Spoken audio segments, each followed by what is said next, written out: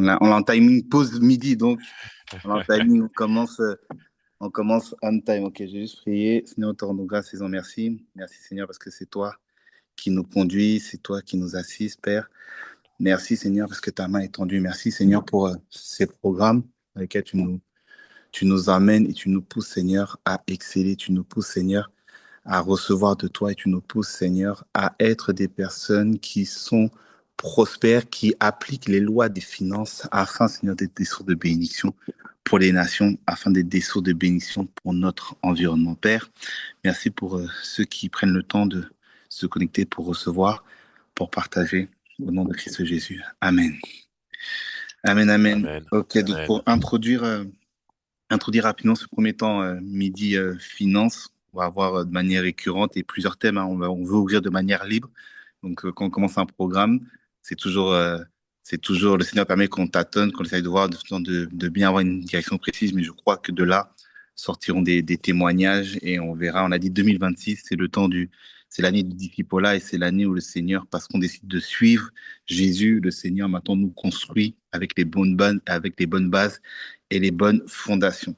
Donc dans la famille des ingénieurs, nous avons Gilles tout à coup, qui va se présenter par la suite, mais qui est vraiment une source de bénédiction et pour ma vie même. Et pour le petit témoignage, il y a beaucoup de projets financiers, de projets immobiliers, de choses que j'ai pu accomplir et faire parce que tout simplement, j'ai été à l'écoute de beaux conseils.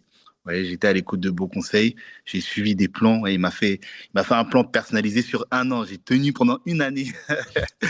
J'ai tenu pendant une année et ça m'a permis de pouvoir jouir de biens immobiliers. Donc, je crois, on regarde toujours aux résultats et aux produits. Vous voyez, on regarde toujours quand quelqu'un parle, il faut toujours dire, mais c'est quoi tes fruits? Vous voyez, c'est ça qui donne à la personne la légitimité de parler, mais pas de parler, la légitimité de parler et de transmettre. Vous voyez, parce que tu peux enseigner ce que tu sais, mais tu peux transmettre uniquement ce qui est à l'intérieur de toi. Donc, je crois que toutes les personnes qui prennent le temps, qui valorisent ce temps-là, et d'ailleurs, j'espère que c'est enregistré, hein, faut juste qu'on vérifie normalement, sinon je te passerai les.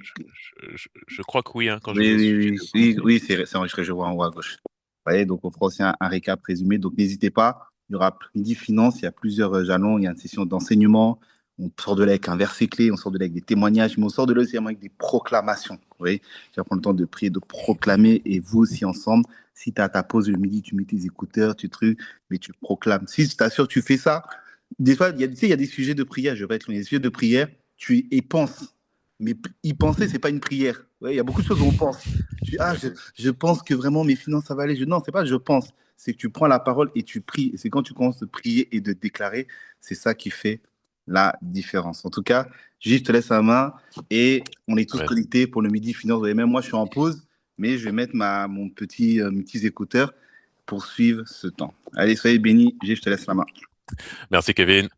Rebonjour à toutes et à tous. Bienvenue en tout cas sur cette première session de Midi Finance. En tout cas, je suis très heureux de pouvoir euh, la faire avec vous, avec Franck, Ismaël, Jérôme et iPhone. Donc iPhone, je ne sais pas qui tu es, mais en tout cas, on est content d'être avec toi. Je pense qu'il y a d'autres personnes qui sont connectées. Il y a Jessie, il y a Gloria, Esodong, Rosine, Viennis. Donc bienvenue à vous. Donc en tout cas, moi, je vais me présenter rapidement. Donc je suis Gilles Tutuacu. Bon, j'accompagne les bien-aimés dans leurs projets de gestion des finances personnelles, mais également d'acquisition immobilière ou encore d'investissement. Et aujourd'hui, pour cette première session, on avait à cœur, en tout cas avec AP Kevin, de pouvoir échanger avec vous, de pouvoir vous transmettre des clés, en tout cas sur la bonne gestion financière, qui est une des clés pour la prospérité. C'est-à-dire que Dieu n'envoie jamais, quand Dieu quand on regarde dans les Écritures, quand Jésus commence à faire des miracles, avant de faire le miracle, il demande toujours aux personnes qui sont présentes de se mettre en ordre. C'est-à-dire qu'en fait, il faut impérativement qu'il y ait l'ordre, donc on peut l'appeler l'ordre divin, mais en tout cas, au travers des finances, il faut comprendre une chose, c'est que c'est pas compliqué. Est-ce qu'il y a quelqu'un qui peut dire avec moi c'est pas compliqué? Est-ce qu'il y a un ingénieur ou bien les ingénieurs, peut-être que vous avez faim, vous pouvez pas parler.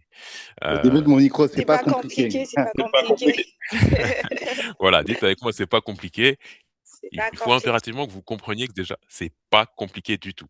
Merci Gloria, ou sinon vous pouvez le mettre dans le chat, c'est vraiment important.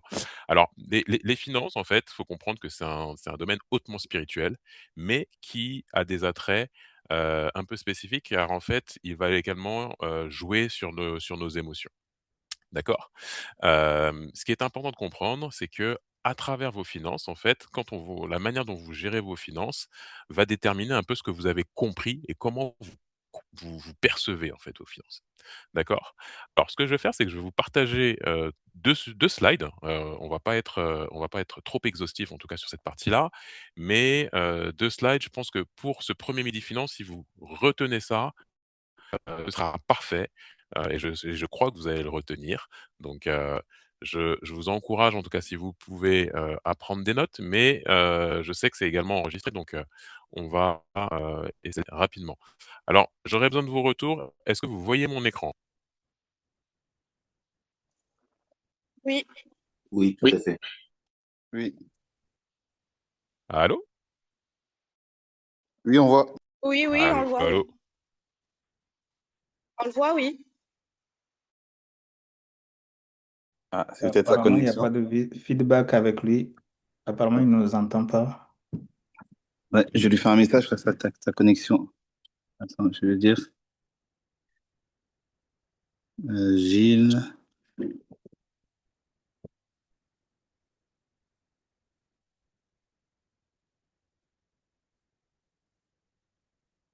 la connexion veut que je pense. Je lui fais un message.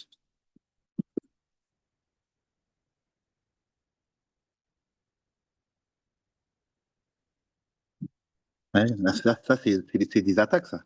Hein? Des attaques de connexion Internet.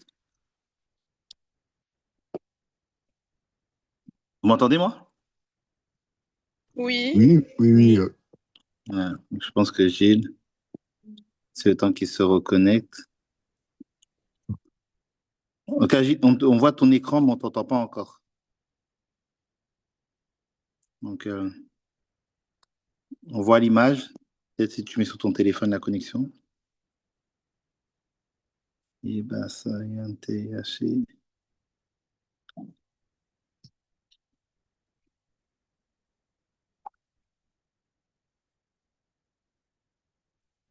Ah, il y a peut-être qu'il se connecte depuis son téléphone.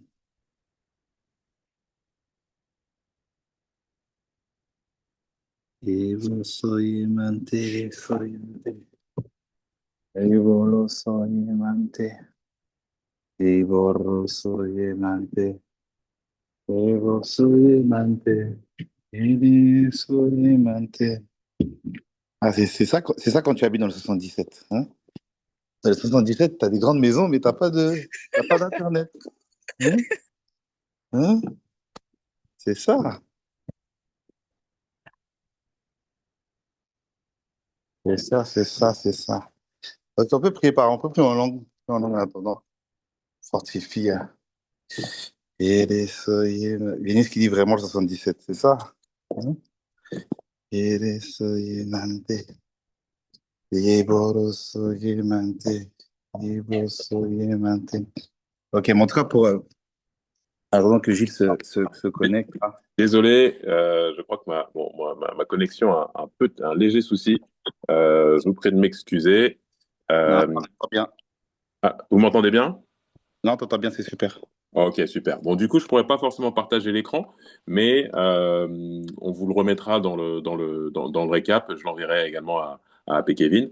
Alors, je vous expliquais que la gestion financière était une affaire de cœur. Donc, la Bible nous dit dans Matthieu 6, 21 que, car là où est ton trésor, là aussi sera ton cœur.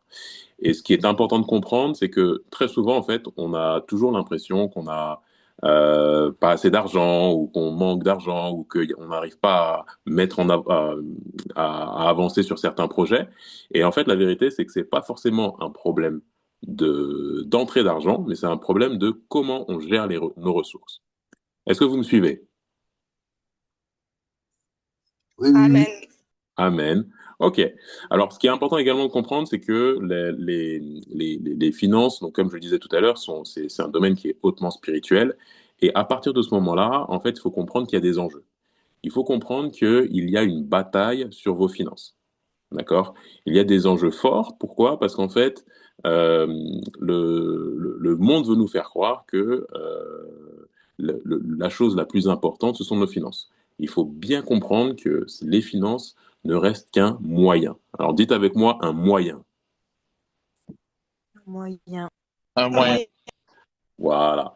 Et il faut toujours qu'on ait en tête la perspective du royaume. On est appelé à prospérer pour devenir des sources de bénédiction pour des générations. D'accord? Ce qui est vraiment important, c'est que on ait conscience que on est des gestionnaires. C'est-à-dire que l'argent que je perçois, que ce soit de mon travail, que ce soit le fruit de travail, le fruit d'investissement ou autre, c'est de l'argent qui me permet de subvenir à mes besoins, mais pas que. C'est-à-dire que moi, je dois avoir la perspective que mon argent va servir à aider, ça va servir à développer le royaume. Amen. Amen. On est Amen. dans la dynamique du discipulat, d'accord? Et c'est important de comprendre que au travers de nos finances, il faut qu'on soit également des disciples. On doit être des disciples financiers, on doit être disciplinés, d'accord? Et pour ce faire, il y a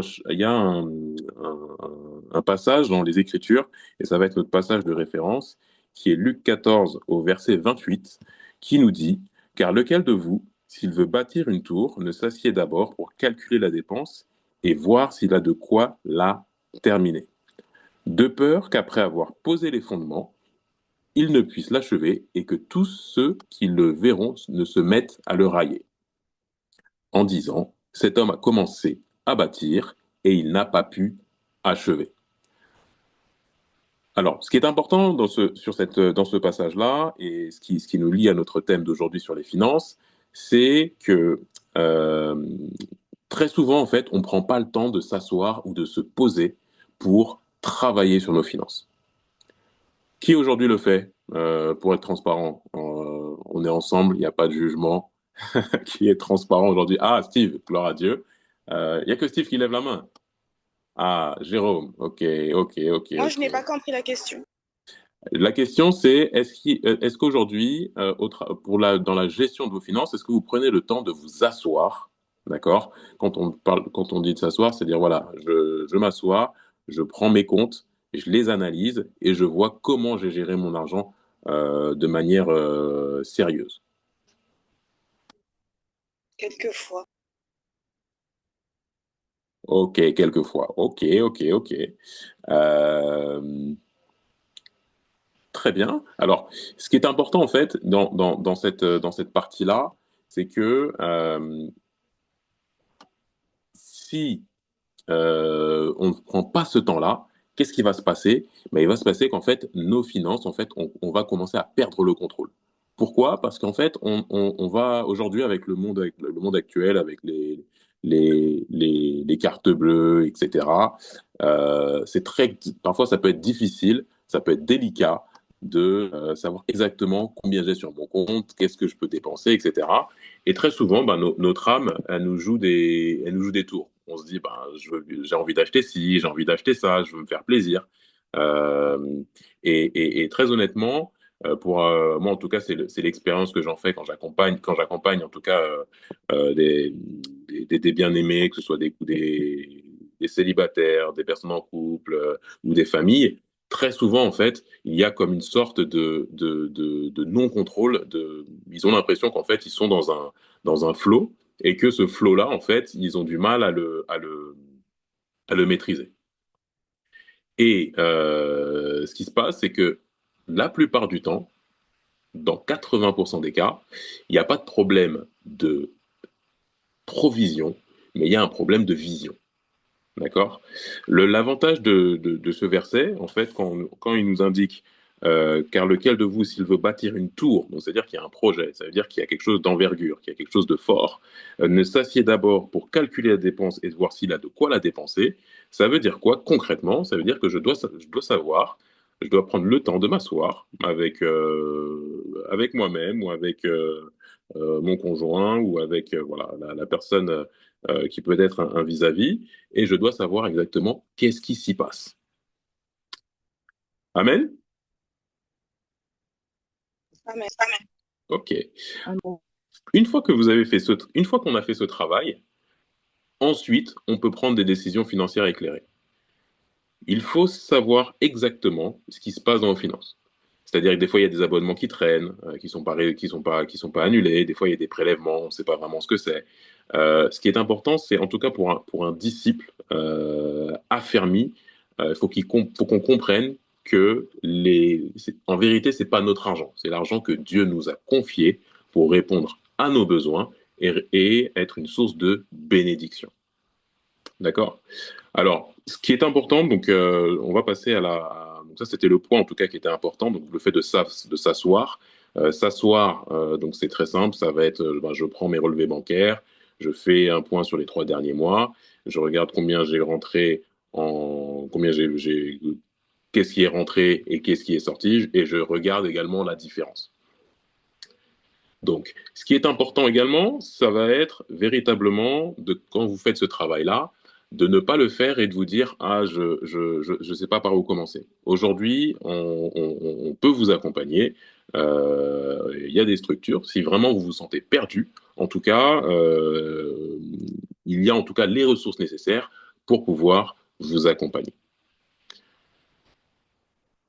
Session témoignage. Il n'y a pas plus tard que justement, donc tout à l'heure, avec Kevin parlait des fruits. Donc moi, je parle beaucoup, j'aime beaucoup en fait les témoignages. Pourquoi? Parce qu'en vérité, ça montre clairement comment en fait l'argent est utilisé. Et j'accompagne un couple actuellement qui, donc je tairai le nom bien entendu, qui rencontrait de grosses difficultés financières. Et en fait, ils disent, bah, on comprend pas, on pense qu'on gagne pas assez, etc. Mais en vérité, qu'est-ce qui s'était passé? C'est que ils avaient augmenté leur niveau de vie et ils avaient également eu un heureux événement. Donc, ils ont été bénis d'une fille, mais ils n'avaient, en 2 ans de mariage, jamais pris le temps de s'asseoir pour euh, planifier, pour décider, pour savoir ce qui devait s'y passer, ce qui devait faire en fait. Ils n'avaient pas véritablement mis en place un projet, ils n'avaient pas écrit une vision.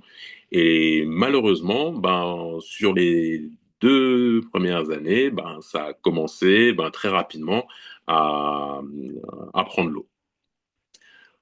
On a fait un travail, on a pris le temps, on a pris 2 mois, on a commencé à éplucher les relevés de compte, on a commencé à mettre de l'épargne de côté, on a commencé à serrer un peu. Des fois, effectivement, ça fait mal. Il faut dire stop à certaines choses, à certains plaisirs qui parfois nous semblaient tellement importants qu'en vérité, une fois qu'on a pris la décision ferme et définitive de se remettre en marche, et on se rend compte qu'en vérité, c'est pas super, c'est pas si important que ça. Est-ce que vous me suivez? Oui, on suit. Ok, amen. Alors, qu'est-ce qui s'est passé? Donc, ce couple-là, qui était au bord de l'interdit bancaire, qui était vraiment donc il n'y avait pas d'épargne, il n'y avait pas voilà, on était vraiment dans une situation à risque. Il suffisait qu'il y ait un pépin, que la voiture lâche ou autre, et ça devenait très rapidement compliqué. Après quelques mois de suivi, ils ont mis les choses en place. Alors, nous, on les a conseillés, mais c'est eux qui ont fait le travail. Ce qui s'est passé, c'est qu'ils ont commencé, à épargner. Donc, du coup, qu'est-ce que l'épargne leur a donné, leur a permis de tout simplement reprendre une bouffée d'oxygène dans leurs finances. Et cette bouffée d'oxygène-là, en fait, ça leur a permis véritablement de prendre confiance en eux et dire, OK, en fait, en vérité, on peut y arriver. Et c'est pour ça que je vous disais tout à l'heure que ce n'est pas compliqué. La plus grande la plus grande des victoires, c'est déjà prendre conscience quand on n'est pas au niveau ou quand on est au niveau sur sa situation financière. Et une fois qu'ils ont commencé à épargner, du coup, maintenant, ils sont propriétaires. Et là, ils vont partir sur leur deuxième investissement. Donc, ce qui est important, en tout cas, pour la famille des ingénieux, et puis pour tous ceux qui vont nous rejoindre, c'est véritablement prendre le temps véritablement prendre le temps, comme on prend le temps avec Dieu, prendre aussi le temps de faire un point sur ses ressources, de faire un point sur toute cette partie-là qui parfois peut être un peu, on va dire, anxiogène. C'est vrai que des fois, on n'aime pas trop le faire. Certains, ça prend du temps. Donc, j'ai vu qu'il y avait des mains qui étaient levées. Donc, en tout cas, je vous félicite parce que déjà, vous le faites. Et le point, en tout cas, c'est de dresser un état des lieux pour écrire la vision et ensuite avancer de manière sereine sur ces projets. Juste, Gilles, j'ai une question. Alors peut-être qu'il y aura les questions après, tu prendras, mais comme je ne serai pas sûr de pouvoir la poser tout à l'heure, je la pose maintenant. Effectivement, tu parlais de prendre de manière pratique, de prendre le temps, c'est-à-dire de se poser, faire ses relevés, voir les abonnements qui traînent, les relevés, les points qui traînent, etc. Donc ça, j'arrive à le comprendre. Mais la question que je me pose, c'est quand justement je fais cet état des lieux-là et que je vois là, tu donnes l'image du couple, je vois que là, j'ai des prélèvements qui sont plus utiles, etc. Là, tu dis, ce couple-là, ils ont épargné. Mais comment moi, je peux épargner quand mon salaire, mes sources de revenus n'ont pas forcément augmenté? Je me suis posé, j'ai fait l'état des lieux, je sais que je dois épargner, mais comment je fais? Est-ce que c'est-à-dire que je dois trouver un autre job? Je dois forcément augmenter avec mon salaire actuel, comment je fais pour plus épargner? Alors, très bonne question avec Kevin. C'est vrai que je n'ai pas développé ce point. Pour plus épargner, en fait, c'est pas compliqué. La première des choses, la première des choses dans les accompagnements, ce qu'on inculque souvent, c'est de savoir fermer le cercle. Alors, qu'est-ce que c'est que fermer le cercle? Ça veut dire que faut pas que je confonde mes besoins et mes désirs. D'accord? Manger, c'est un besoin. Se déplacer, c'est un besoin. Mais est-ce que je suis obligé de me déplacer en voiture de luxe? C'est pas nécessaire. C'est pas forcément nécessaire en fonction de votre situation. Pour répondre clairement à la question, l'idée, c'est de savoir, en fonction de ce que je vais trouver sur mon relevé de compte, il y a des choses qui vont être utiles, qui vont être importantes, qui vont être urgentes, et d'autres qui ne vont pas l'être. Donc l'idée, c'est de pouvoir faire un tri par rapport à ça. Et dans 85% des cas, il y a des éléments qu'on peut supprimer parce qu'en vérité, on en a vu l'utilité il y a quelque temps, ou on en a plus, et on l'a plus aujourd'hui, ou alors c'est des choses dont on peut se passer pour un temps et qu'on pourra reprendre une fois qu'on aura avancé dans le projet. Est-ce que c'est clair sur cette partie-là? Ok, ok. Parfait. Bah, écoutez, en tout cas, sur la thématique du jour, le verset à retenir, c'est vraiment Luc 14, verset 28, qui, en tout cas, est en tout cas, le fil conducteur. Maintenant, je vais prendre des questions, s'il y a des questions.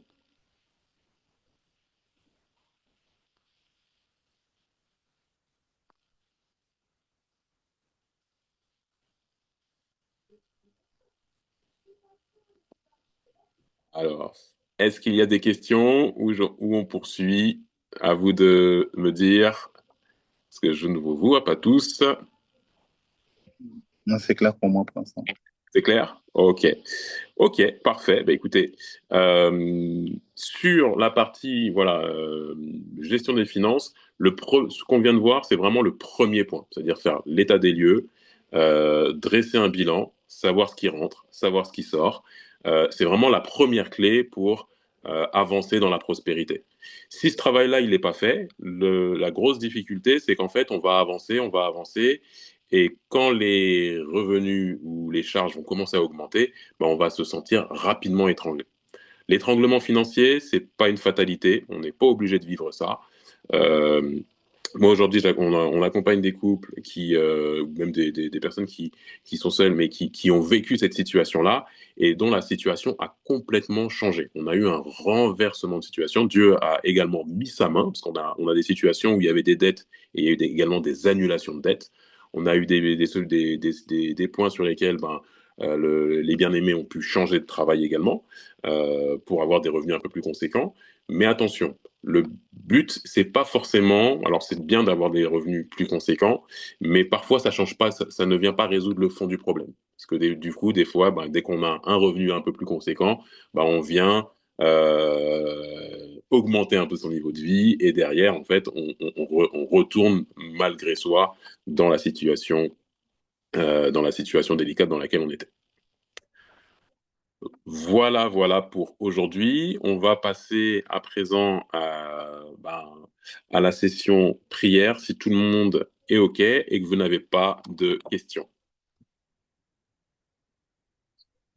Non, moi, enfin, je sais pas si les autres, hein, si vous pouvez réagir, si vous avez des questions liées, ça peut être lié au point qu'on a vu ou bien d'autres points qui concernent les finances de manière globale, hein. C'est le temps également de pouvoir télécharger niveau de sagesse, donc n'hésitez pas. Ah, oui, qui a parlé? Gloria, j'ai une petite question.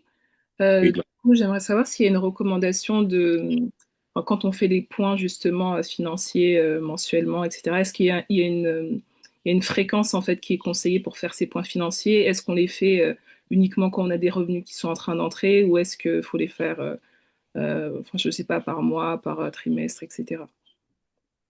Alors, c'est une très bonne question. Merci pour ta question, Gloria. Ce qui est recommandé, c'est de faire un point mensuel.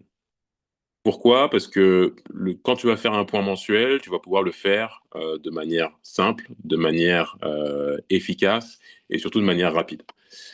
Une fois si tu fais un point, un bimensuel ou un trimestriel, la difficulté, c'est qu'en fait, il y a 3 mois qui se sont écoulés et en 3 mois, il peut s'en passer des choses.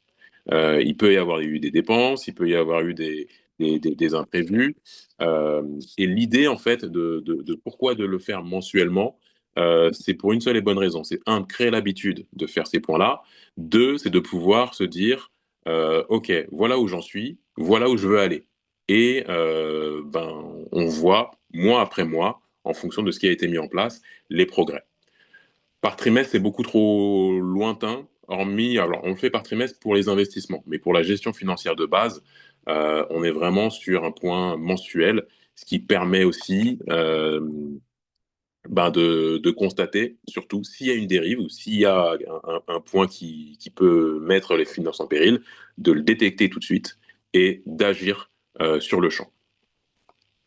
Ok, super, merci beaucoup. Je t'en prie, Gloria. Donc la fréquence doit être le point, donc tu dis s'asseoir avec son relevé de notes, etc. C'est quelque chose qu'il faut faire pratiquement chaque mois, du coup. Il faut le faire chaque mois.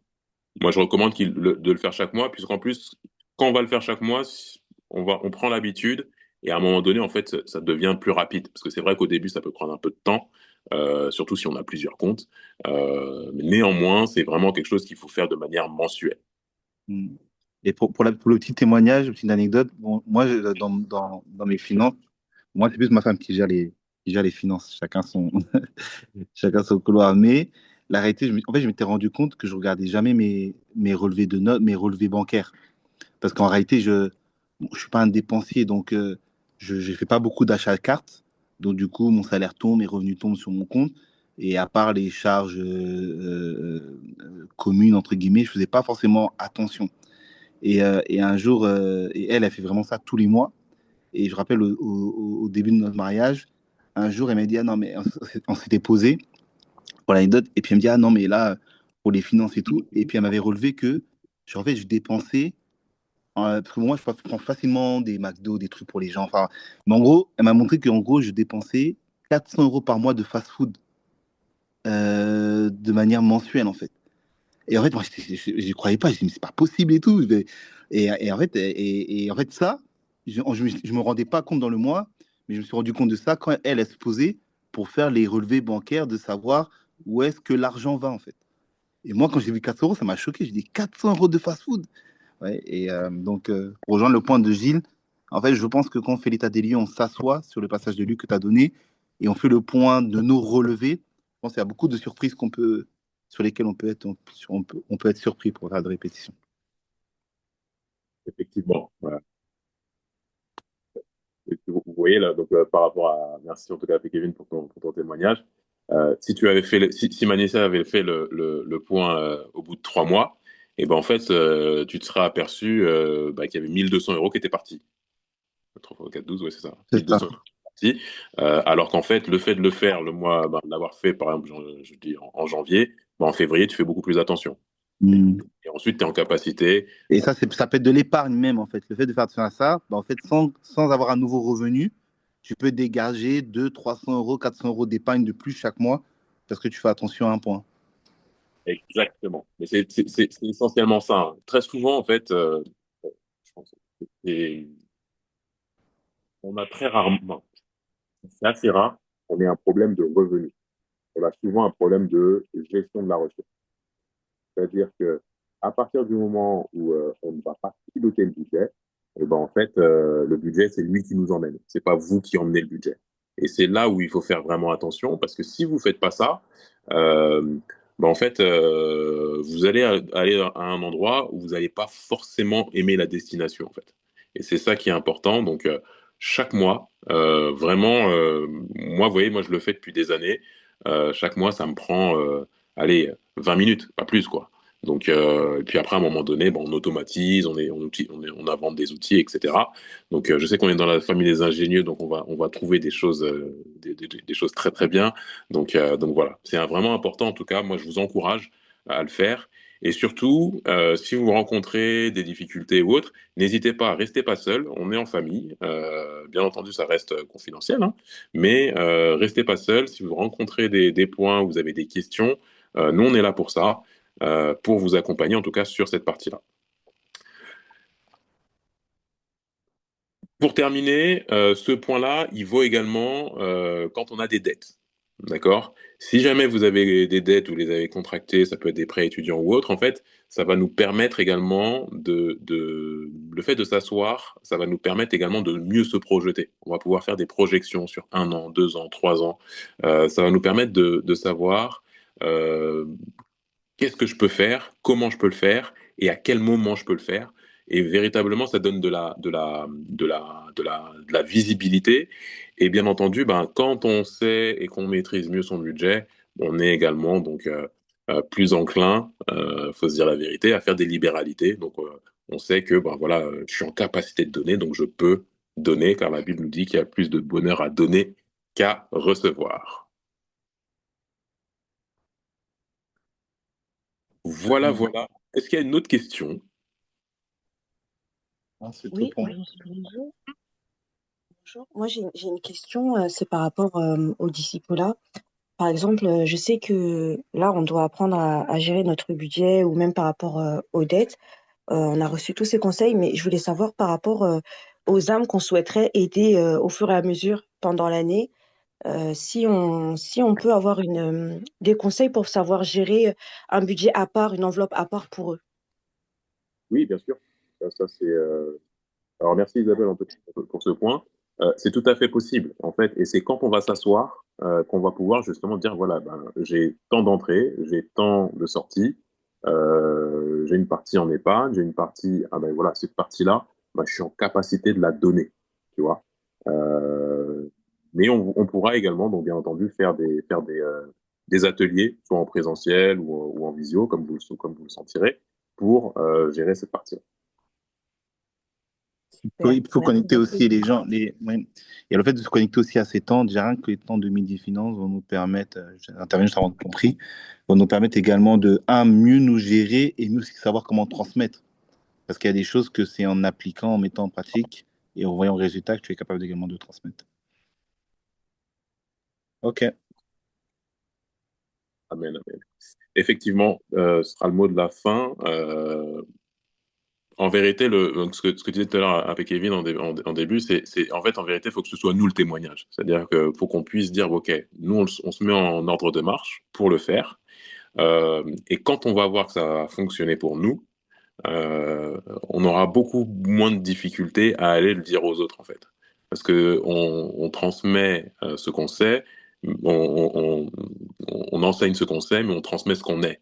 Donc c'est là où c'est important aussi que chacun puisse être un témoignage vivant, en fait, voilà, d'une transformation financière, d'une amélioration, d'un renouvellement. Et c'est ça qui est véritablement important. Amen. Amen. Ok. Bonjour, bonjour. Moi, j'ai une question sur l'ordre de l'épargne. En Oui. fait, en tant que chrétien qui donnons la dîme et qui voilà, donnons aussi des offrandes, et c'est quoi euh, budget maximum, oui, si je peux le dire comme ça, d'épargne. Alors, le budget maximum d'épargne, normalement, c'est à vous de le définir. En fait, l'épargne, normalement, est définie en fonction de vos revenus. D'accord? Vous avez vos lignes d'entrée, vous avez votre entrée d'argent, vous avez ensuite la dîme, donc les 10 premiers pourcents. Maintenant, l'épargne, en règle générale, c'est entre 10 et 20%. Après, tout dépend de comment vous fonctionnez. Mais un taux de 15%, déjà, c'est très, très.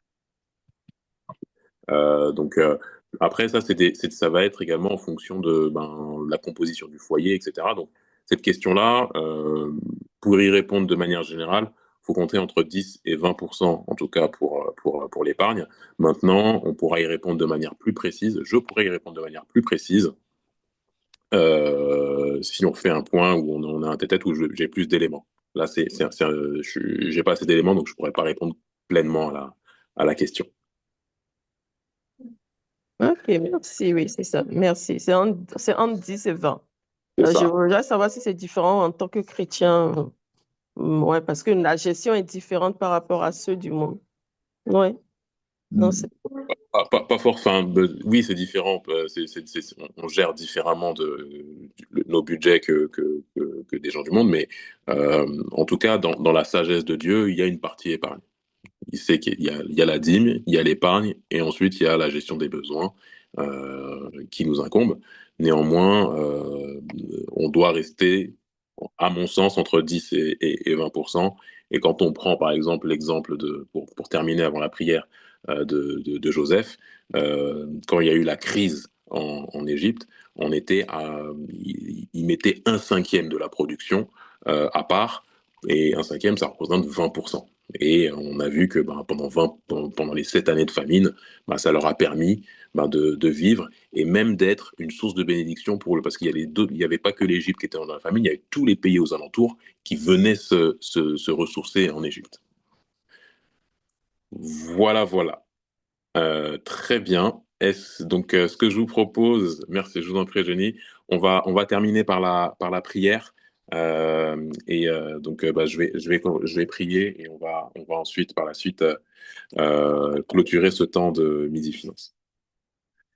Excellent Père de grâce, merci. Merci pour ta fidélité. Merci pour Right. temps mis à part. Merci parce que nous savons, Seigneur, que tu poses des choses en nous, tu les télécharges en nous, tu les télécharges. Merci pour tous les bien-aimés qui ont pris le temps de se connecter à ce temps, Seigneur. Père, nous déclarons et décrétons la bonne gestion, Seigneur.